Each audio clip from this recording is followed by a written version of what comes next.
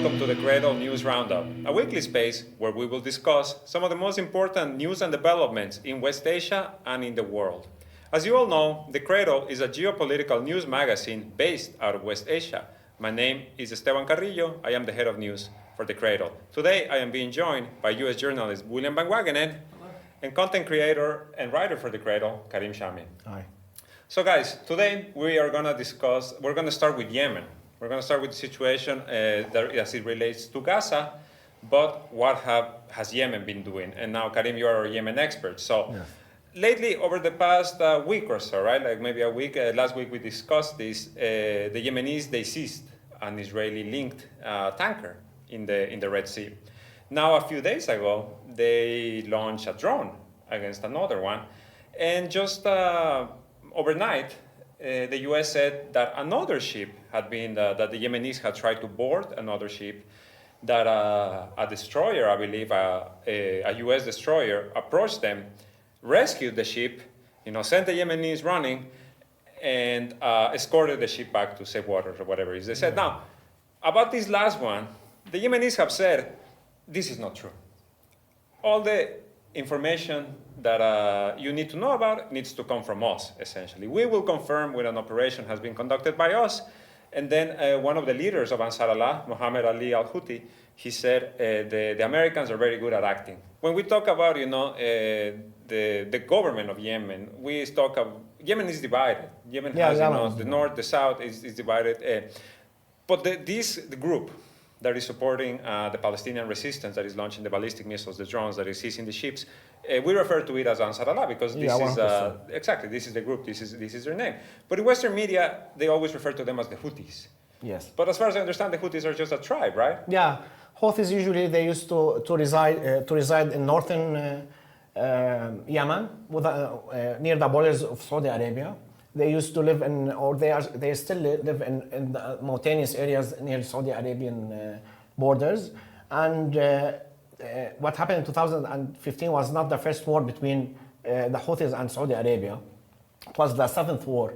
But this war was different because Ansar Allah are seeking for sovereignty, and they fought for sovereignty of Yemen, and they succeeded to take Sana'a, which is the capital of the city, and most of the Yemeni army preferred to go with Ansar Allah, which led to the division of Yemen into two sections. They say it north and south. The south was controlled, or it was like under the wings of Saudi Arabia and UAE, and the other part, which includes the most important cities, including the capital and the most of the population, around 84% of the population, was controlled by Ansar Allah. This is essentially Sana'a is the capital, and the port of Hodeidah, which is another major. Port of Hodeidah, yeah. In Yemen, there's around 12 important ports.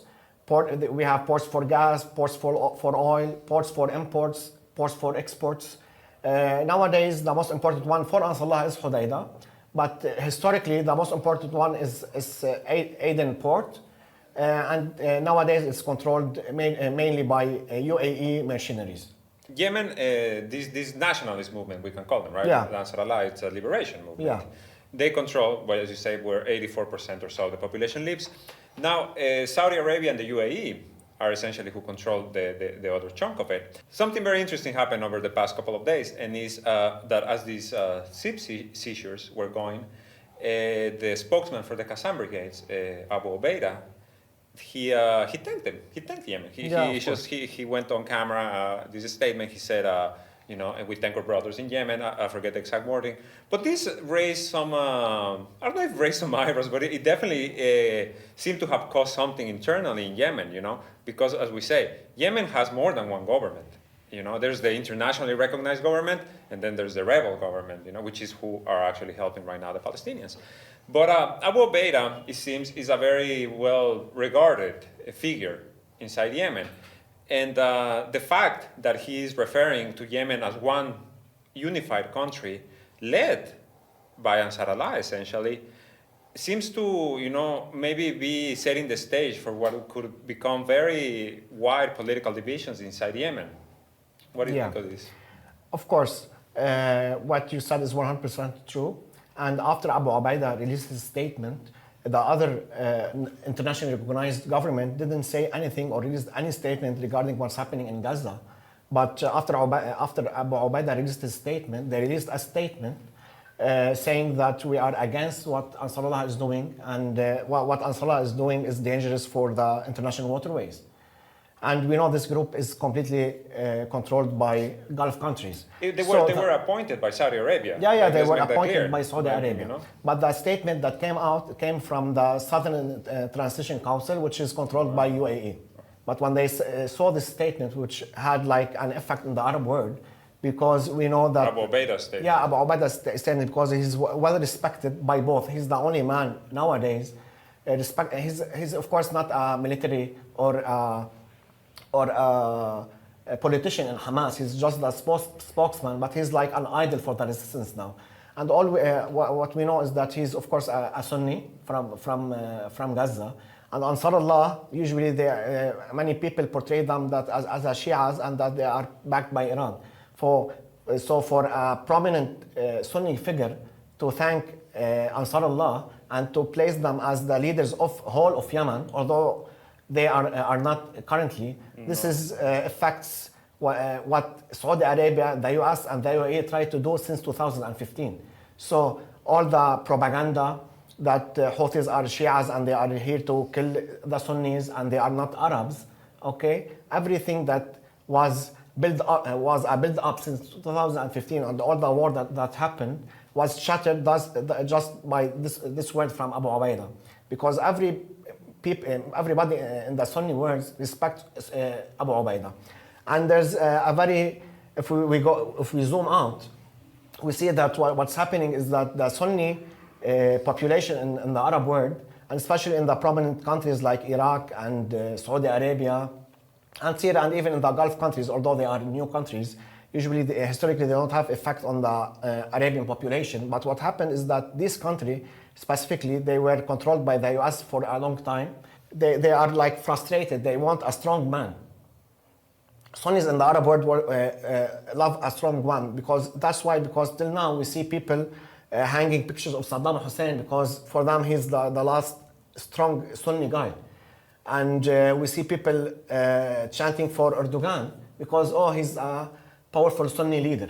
So what's happening now, the Sunni population are saying not only Iranians or Americans are strong, we can also have a strong man or a strong leader in the Arab world that can mirror our voices.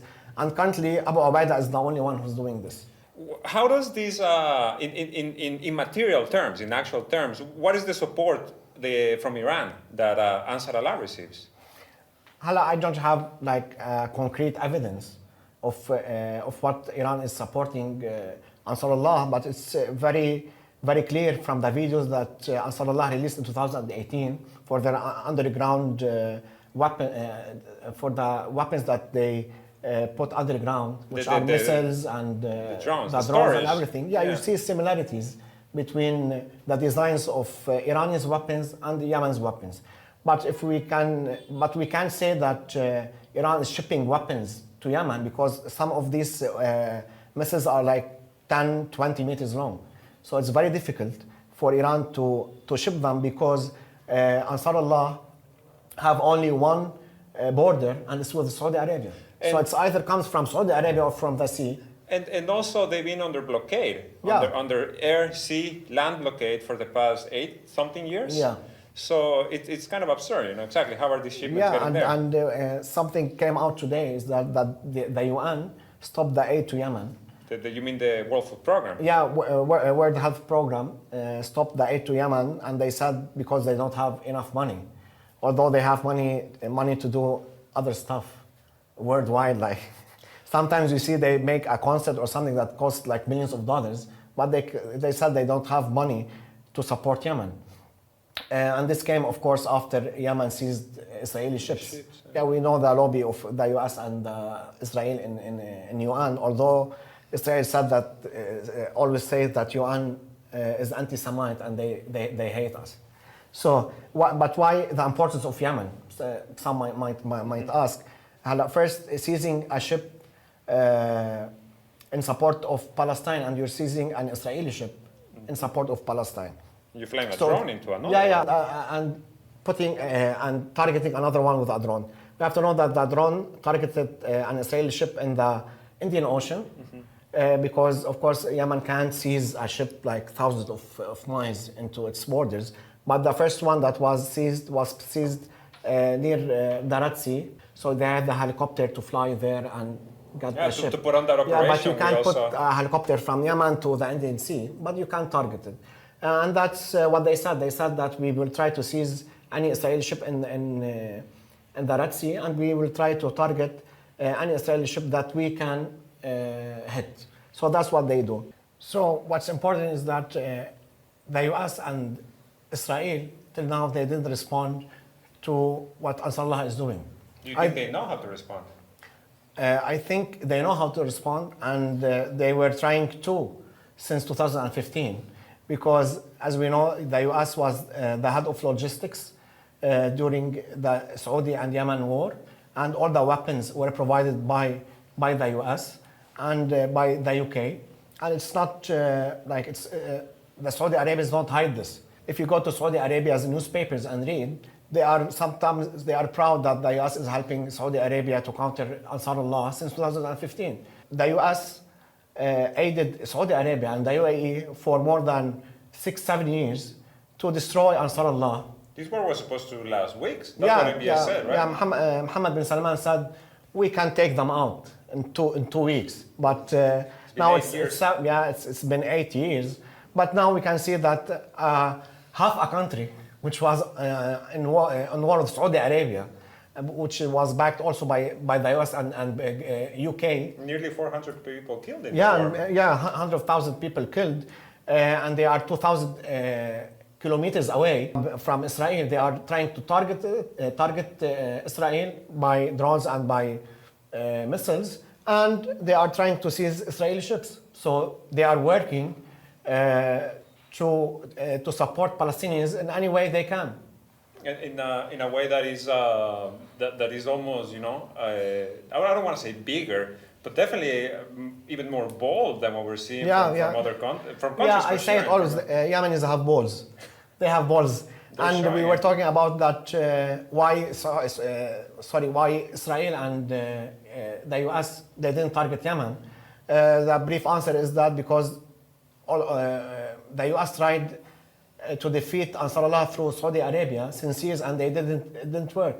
What difference it makes if Ansarullah or Sana'a was targeted by F-16s or F-35s? It's the same. They can't do anything. And especially people were shocked that usually monitor the Yemeni war, that after 8 years they are using airplanes and fighting jets and helicopters. Although because Saudi Arabia said at the first 2 weeks of the war, we destroyed everything that Ansarullah has. But after 8 years, you see Ansarullah have fighting helicopters, and they have jets. They have new weapons. Yeah, So yeah, Yemen is definitely something that it's almost primed to just kick over the geopolitical board, because it's as we said last week, it kind of came out of nowhere for the West. We kind of saw it coming because we are aware of all of these things. So just to move a bit more towards Gaza now, to what's happening in Gaza, the situation on the ground. We are coming on, as the time of this recording, we're coming on at the end of a 4-day truce with some talk about an extension. We shall see what happens. But something interesting has come out almost, as the prisoners have been released. We're also seeing kind of some of the numbers change in relations to the number of Hamas fighters that have apparently been killed. Because Israel has been waging war in Gaza for the past month and a half or so. And they've decimated the north, made it completely unlivable. Almost no hospitals are working. Nearly 2 million people displaced. And they have been saying for the past few weeks that they are in control, of the north, But what has happened over the past couple of days is that we've seen that it doesn't appear like they're that much in control of the north, because just yesterday, in the last prisoner release, the Qassam brigades handed over prisoners, Israeli, I believe it was children, a group of children, to the Red Cross in the middle of Gaza City, which is in the north, which is this area that Israel is supposed to be in control of. And now there's also reports saying that the death toll of Hamas fighters, which at one point some reports were citing Israeli media as saying about 4,000 dead. Now they're saying no, it's between 1,000 and 2,000 dead. This is a force, Hamas, that is about 30,000. So what has actually Israel achieved in their ground operation? Yeah, I mean, it seems like militarily they haven't achieved a whole lot. Obviously, as you mentioned, they've totally destroyed like huge parts of Gaza, and there are these satellite images showing, before the beginning of Israel's bombing campaign versus after, and so the amount of destruction that they've done is massive, and we've seen the videos of Israeli forces raiding and destroying hospitals. So that's definitely there, but in terms of the losses they've inflicted on Hamas militarily, they seem to be really quite small. And as you mentioned, they've said they're now saying, oh, we've probably only killed about 2,000 fighters. I remember right on October 7th, the very first day of the war, Israel had, or after maybe the first 2 or 3 days of the war, Israel claimed they had killed 1,500 Hamas fighters. And so that was on, just in 1-2 days, and now it's coming out that, oh, we've only killed maybe 2,000, since then during this huge ground operation. And we've seen all the footage coming out from Hamas, from the Qassam brigades, where their fighters will, pop out of a destroyed building, shoot an RPG at a tank, an Israeli tank, from very close range. There's one story that came out of 3 Israeli APCs. It's like an armored vehicle, kind of like a tank, but without a turret, a tank turret on the top. There's a story that came out from the Israeli side where there were 3 of these vehicles that had 12 soldiers each inside the APC, and they were ambushed by Hamas fighters, and all 36 of those soldiers were killed. So, I remember, again, at the very beginning of the operation, Al-Aqsa Flood, Mohammed Adef, the Hamas military leader, he, in his initial announcement of the operation, said that they wanted Israel to invade Gaza and do a ground invasion because that would bring them into Gaza, where again Hamas could target the soldiers, target the tanks, and it seems like that's really what's happening. So it almost feels like the chiefs, even if despite whatever Western media has been trying to portray, or the Israelis themselves, it seems like the chiefs keep falling kind of in Hamas's favor, in the favor of them militarily, because obviously Gaza is just devastated catastrophe. We were seeing a Holocaust underway right now in Gaza. But it also begs the question, all of these backers, all the Israeli backers, the US, the UK, France, everyone who is they took them, 50 days to actually get some sort of ceasefire after 15,000 deaths, closing in on 20,000, if you include the people under the rubble. What did they think was going to be achieved by the Israeli army? Because the Israeli army has always portrayed themselves as this unbeatable force, as this, they export security everywhere, they export trainers.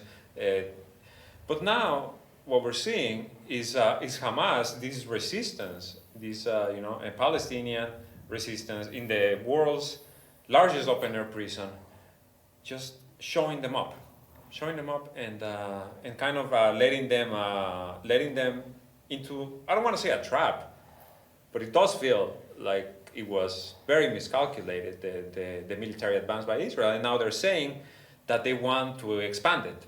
Because, as I said, we're coming up on the end of a truce, which may or may not be extended. And the promise from Israel, from the past, before the truce, was, we will restart this war. The people in the government have pledged that they will restart the war. So what is actually the plan now? yeah, that's a good question, because at the very beginning of the war, Netanyahu was saying nonstop that we will destroy Hamas. In previous years... That's the goal, right? Yeah, that was the goal. In previous years, there'd be a big battle like in 2008 where the Israelis would bombard Gaza. They did it again in 2014, inflicted tons of casualties on civilian Palestinians. But they never really said our goal is to destroy Hamas. The idea was always to mow the lawn or mow the grass, where, okay, we'll go in, we'll hurt Hamas. It'll take them years to recover, and it will buy us, 3, 4, 5 years of calm. And then they kind of understood that they would fight again. But this time Netanyahu said after 7th of October, we will destroy Hamas. And so he set the bar very high. And now it turns out when the truce finally happens, after initially Netanyahu was saying there will be no truce, there will be no truce. Suddenly there was a truce for 4 days. Hamas has not, been damaged that heavily. They're in control of all their fighters. They were able to pull off the exchange of captives without any problems, again, including many who were held in northern Gaza, where supposedly the Israelis were in complete control. And then now there's even talk of extending, the truce even further. So in the Israeli media, there have been a lot of stories about how, the Israelis have not been able to meet their goals. Everything they said they would accomplish against Hamas, they have not been able to accomplish. Again, all they've really accomplished is they've just killed so many Palestinians, and I think, again, that was always the plan. They always kind of knew, hey, we don't know what we can do against Hamas, but we do know we can kill a lot of Palestinian civilians, and I think they view that as deterrence. If we can kill enough Palestinians in Gaza, civilians, women and children, destroy their hospitals, make Gaza unlivable, that will restore deterrence that they had, before the 7th of October. That will deter Hezbollah from getting involved in the fight, because look how many people we slaughtered in Gaza. And if Hezbollah joins, that's how many we'll slaughter in Beirut. That's always been the Israeli strategy. They can't accomplish much militarily against Hamas, but they can just murder lots and lots of Palestinians, and that's been their approach. And we'll see if it continues or if Hamas has been able to remain strong enough to force the truce to continue. Yeah, and also they do all these bombings not only because to deter Hezbollah, I think, but also because they want to tell the Palestinians, Hamas is governing you, that's what we will do. Because the US now is saying that we want Gaza, but we don't want Hamas. So they are preparing the population and the international community that we will replace Hamas with another government, like the PA, Palestinian Authority. So I think they also are killing a lot of people to say for the Palestinians, this is Hamas, that's our reaction. If you got, for instance, a PA, or if the security is handed to Israel, we will not do all these bombings. And this will make attention inside the population of the Gaza Strip. And I also wanted to say what caught my attention is that the IDF said that they killed 2,000 Hamas fighters. If that is true, and we know that the actual number now rose to 20,000, so that's they are telling us 20,000 Palestinians overall. So that means that the Israeli army is admitting that all of people that we killed, we only killed 10% of the fighters, and the other 90% is like civilians. Although when they go to CNN and other Western media, they say, no, we are only targeting Hamas, and it happens that there's children there. It's because they're using them as human shields. Yeah. The entirety of Gaza is a human shield, according to these reports. Yeah.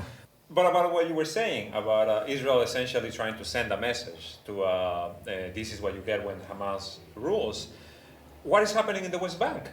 In the West Bank, the Palestinian Authority has been the ruler. We're seeing the mass arrest raids. We're seeing the decimation of Jenin camp. We're seeing we see prisoners released, and a few hours later, more prisoners are arrested. More Palestinians are arrested. So it's it's like, what do you want? Do you want death by a bomb, or do you want death in jail? Or do you want death by a bullet? And that's another important thing to remember. Again, Israel has obviously framed the conflict as Israel versus Hamas. But again, in the West Bank, ever since, this has been going on for decades, obviously, but it's accelerated or intensified since December of last year, when Netanyahu became prime minister again as part of a coalition government with these religious settlers like Itamar Ben-Gvir and Bezalel Smotrich. As soon as they were elected, they started building more settlements. They started talking about annexing the West Bank. The de facto annexation. They started talking about expelling Palestinians from the West Bank. They accelerated the army raids, going into refugee camps that have been hotbeds of resistance, like in Jericho and in Nablus and Jenin. And so again, it's ده important to remember في it's not a battle between Hamas and Israel. It's a battle between Israel and settler colonialism and this ongoing process that's been going on over decades to dispossess Palestinians, steal their land, destroy their culture, destroy them as a people, and allow Israel to take over and cleanse those places and make them for Jewish settlement only.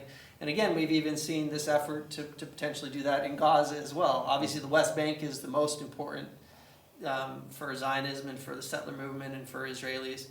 But there's, again, even a lot of talk about, the Israelis returning and reconquering Gaza, reestablishing the Gush captive settlement block. There was a lot of momentum for that, before October 7th. Anyway, so that's the important thing, to keep in mind. And that's a reminder, too, when we're seeing these prisoners being released, as you mentioned, many of them are from the West Bank. These are not Hamas supporters necessarily, maybe some of them, but definitely not all of them. This is a much bigger than just a conflict between Israel and Hamas. And it's not going to end, even if Hamas were defeated, that's not going to end the conflict, because that's not the root of the conflict. Hamas wasn't even founded until 1987, roughly. Yes, correct. And the conflict has been going on since 1947. Exactly, 40 years into the conflict. If not earlier. So Hamas is, obviously they've played a much bigger role recently, but that's not the root of the conflict, and the conflict would not go away even if Hamas were defeated. It's very telling the way that they've approached everything when it comes to the media, to the way that they're trying to portray their fight as opposed to what's actually the reality on the ground. If the Palestinian Authority were to rule in Gaza, what would be the difference? What would be the difference? And I think Palestinians know this because they live it day by day. Now I want to pivot one last time to discuss a feature that we published here at the Cradle a few days ago, which is titled, "Was October 7th a Hamas or Israeli massacre?" It was written by William here, and it discusses the events of October 7th and the days afterwards, the Israeli response to it. Now, we discussed this a bit a few days ago in our previous episode, but I think it warrants talking about it again, because this is something that is not getting a lot of attention, especially in mainstream media as these type of things go. And it essentially says, your investigation, it shows that Israel conducted what is being described as a mass Hannibal directive the day of October 7th in the Gaza envelope, in all of these settlements that were overrun by the Palestinian resistance that day. The delayed Israeli response seemed to have killed hundreds of their own, Yeah, and it seems somewhat paradoxical that Hamas did an attack on these settlements surrounding Gaza, and that it would be the Israelis who, it turns out, killed many of the people that died that day. But let me try to explain how. So when Hamas did this attack, they came into these settlements, or kibbutzim, which the Israelis themselves describe as essentially military outposts, and that these settlements on the edge of Gaza are essential to helping defend Israel and keep Gaza, the Gazans imprisoned inside the Gaza Strip. So in these kibbutzim, this is how the Israeli government describes this. Yeah, this is how maybe not when they're in a press conference describing the events, but if you look into the history of the kibbutzim, they're acknowledged as being essentially military outposts. So in 2014, for example, when Israel was attacking Gaza and bombing Gaza, their military brigades, the soldiers, they would be stationed in military barracks in the kibbutzim. Most of the pilots in the Air Force in Israel, like a huge percentage of them come from the kibbutzim or from these settlements. So that's the first thing to remember, is that when Palestinians attacked, when they broke through the fence and came into these kibbutzim, they were expecting essentially to encounter the Israeli military. Obviously, there are civilians that live there too. The Israelis deliberately mixed them together in these kibbutzim. Again, they describe them as essentially military outposts. So the Hamas fighters, they weren't coming in to just massacre civilians in a regular town that someone, say, in like in the suburbs of Dallas in the United States, where there's just regular people living in a normal way. There's this mix of civilian and military life. This is a war zone, essentially. It's a war zone. Well, it became one. So when Hamas did the attack, the idea was not to just murder a lot of civilians, as it was portrayed in the Israeli and the Western media. What they did want to do, though, was to take captives, and including, regular people, women, children, etc., which obviously we see. So they ended up taking about 240 people captive. But what we don't see is, again, from the Israeli narrative, they say Hamas came in and they just tried to massacre as many people as they could. They didn't do that. They came in, they tried to take captives, but when the Israelis responded, they responded with in three important ways. They responded with armed drones, which in recent years have largely replaced Israel's fleet of F-16 warplanes. These armed drones carry out airstrikes just like an F-16 airplane would. They responded with Apache helicopters. They responded with tanks. And the soldiers largely stayed outside the kibbutzim, or outside the settlements. They didn't want to confront the Hamas fighters directly, so they just sat there and called in airstrikes, again, with the Apache helicopters, with the drones, and with the tanks. So there are all these Israelis that would shelter inside their homes. They saw and heard that the Hamas fighters were coming in. They would go into these safe rooms in their homes, which they had in case of Hamas rockets coming over, and they were waiting things out. And the Hamas fighters would come in, try to take people captive, take them back to Gaza, and the Israeli army would just call in airstrikes and just destroy these homes. And then when the Hamas fighters were taking people back to Gaza, they would be out in the open in these fields, and the Apache helicopters would come and just unload and open fire, killing both Israelis and the Hamas fighters or Palestinians, taking them back across the border. So again, this is why, the headline of that piece that I wrote is like, would there have been a massacre if it wasn't for all the people that the Israelis killed? Is because the Israelis unloaded all of that firepower in order to kill the Hamas fighters, and they just had zero regard for all of the Israelis that they would kill in the process. So in the piece, I talk specifically about this young girl named Leil Hetzroni.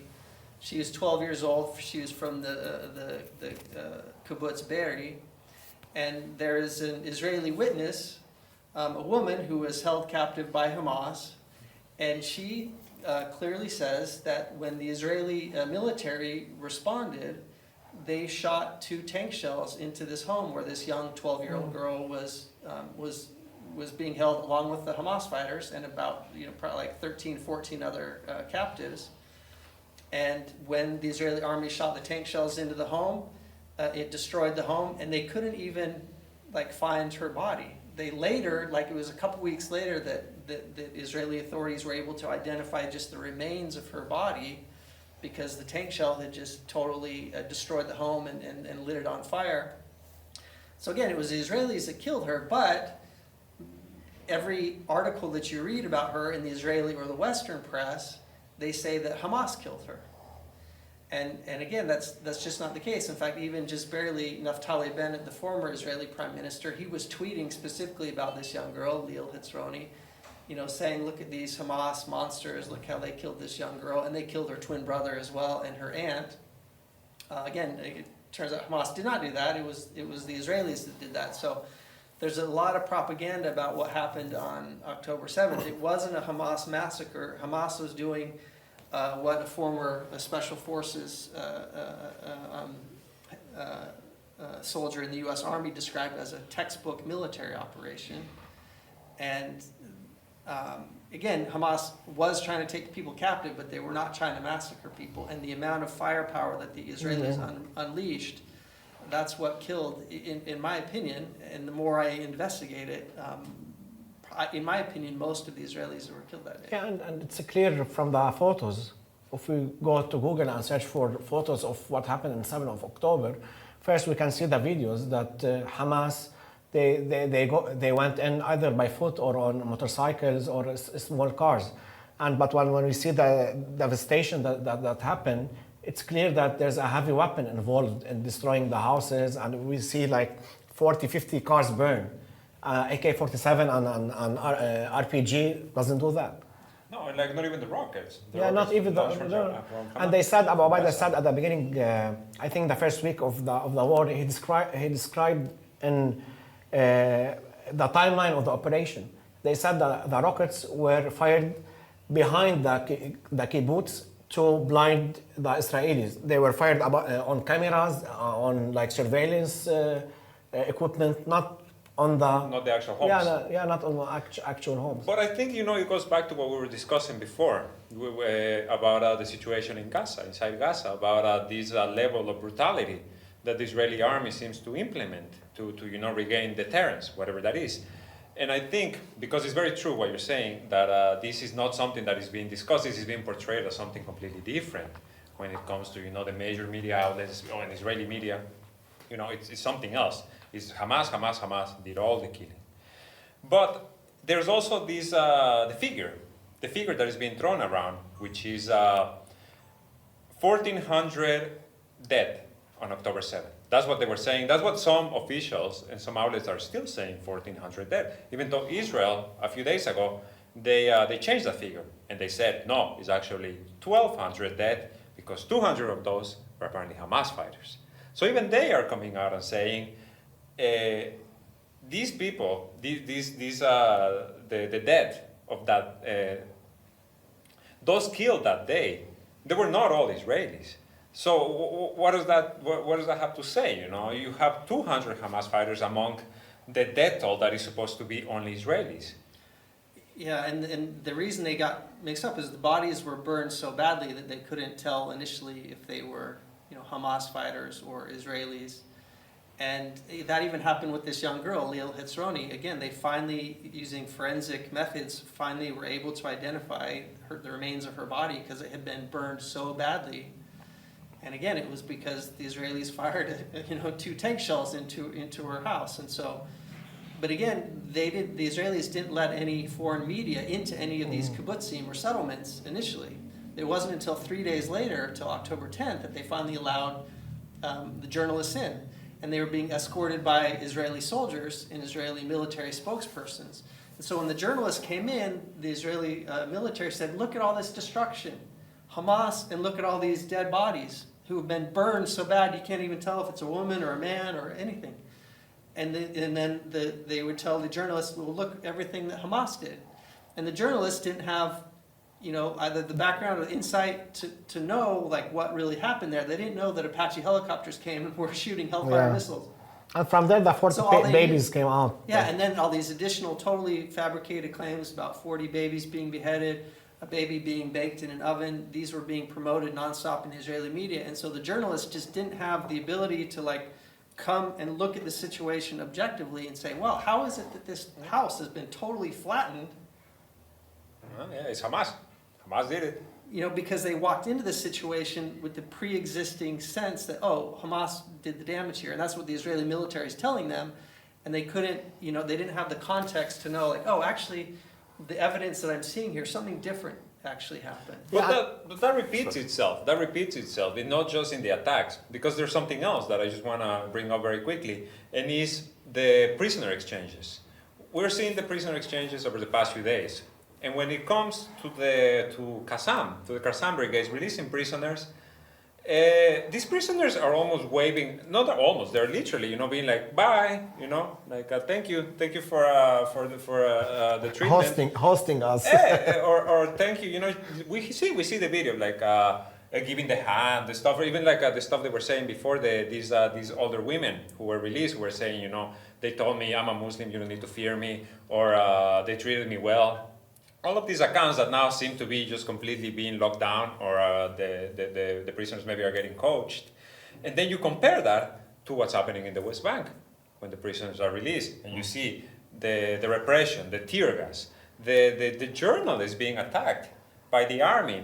And I feel that when you add all of this, your investigation about the Hannibal Directive and the way they approach the settlements, and what's happening in Gaza and this deterrence, and the treatment of the prisoners, and even the people who are there to just see the prisoners, that the truth is coming out on its own. Yeah. And it's impossible to hide it anymore, because this is not a. This has been portrayed as a war, as a war between what is it that they say, humanity versus the barbarians or something like that. White versus black.